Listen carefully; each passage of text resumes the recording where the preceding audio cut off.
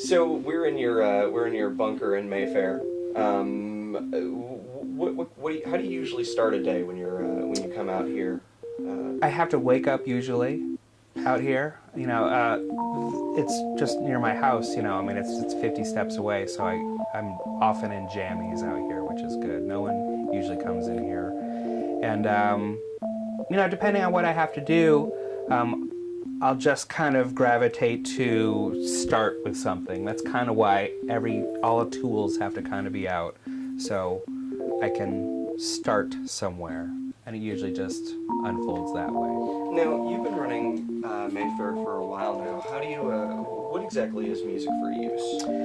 Well, mostly we try to do commercial music for TV and radio and internet and games and things like that. And one of the first jobs I ever had was I had to program 45 minutes for a loop program to be played in a mall.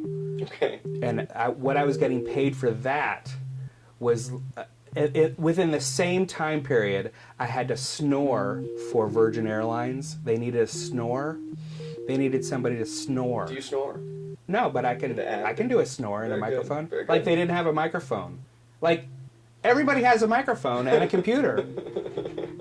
So why would they call me? The cost of the call was too much. So I made twice as much snoring than I did making 45 minutes of music. So it's just the economy of the individual project. Everything is so different. From budget all the way down, every job is completely different from the last job. But if we're going to be general about it, I'll often get direction at 5 o'clock in the evening and have to show at least 3 or 4 things brand new for the morning. I mean, do you do a lot of exploring around in this room? I mean, I do. It's set up like a jungle gym. Here's an interesting thing that I found out about being music companies. A rep can rep many different directors. A rep can rep many different producers. A rep will only rep one music company because the thought is a music company should be able to do anything. Right. Which is an interesting thought. So, you know, we kind of internalize that, you know, and we've tried to, you know, be as wide as we can. So that's a thought often is trying to pull ourselves, no matter how much I love playing the baritone ukulele, I need to stretch out a little bit. And so there's a lot of that. Sweet rap tracks. Exactly. I've made some things that you would not believe I would have made. You know, I mean, and that's the good and the bad part of the business. And in a way, doing that kind of stuff is terrible. It's a total drag. But in a way, it's totally a blast. A lot of people, when they think about recording studios, they look at these larger facilities that have a big console and a big board and stuff like that. We were discussing this earlier. You don't have a console. You don't have a mixing console. Mostly for space, but how do you handle mixing more complicated projects when you're just dealing with without the sort of tactile nature of a mixing desk? That part of it has just never been my focus. This stuff is my focus, is finding sounds or creating things or, you know, being more in the part of the inventing part of music than the, you know... Raymond Scott. Yeah, just like... Because everything's in here, has something in it somewhere, and you have to crack it open to get it. Basically it. GJM. So this is one of them, but then there's 2 of these over here, which are a little bit more... a little bit crazier. Whoa. Not great, so...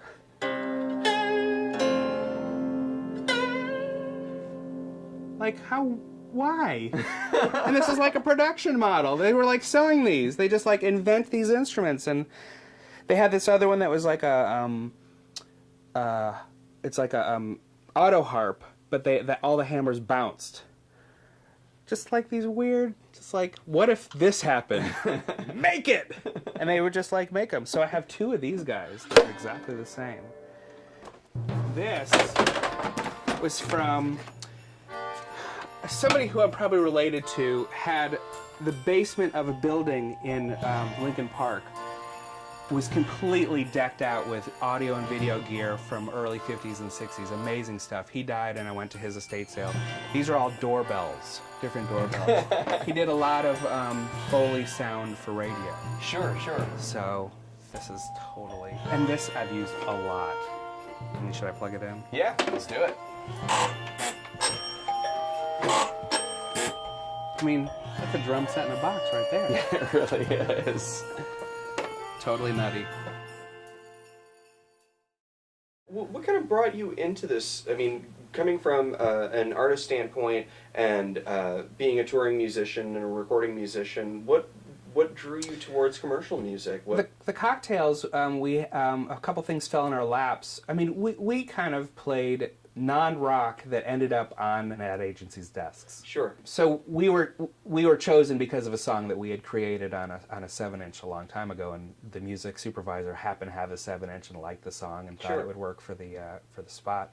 So we got to go into a studio and recreate it to their specifications. It was a blast. I had a great time. That was the day that I said, "Oh, this is what I'm going to do." Now you did a record with your kids. Was that sort of a natural extension of hanging around and making music, or were you going Svengali on them? A little both.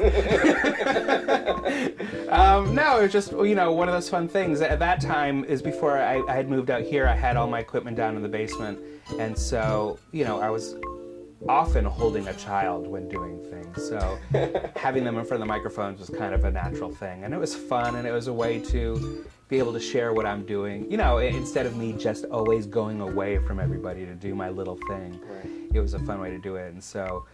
The kids started making up songs, and we started to do different things, and they would sing first, and then I would edit them, and we'd try to find different creative, collaborative ways of doing it, until they got too old to want to do it anymore. Sure. So we had to have another baby.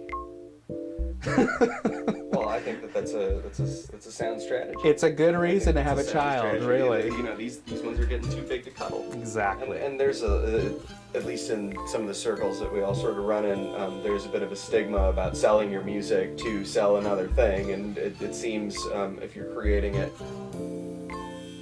for that intent and purpose, you're really not selling your music. I just don't. I have no worries on either of those. Yeah, I mean, I don't care.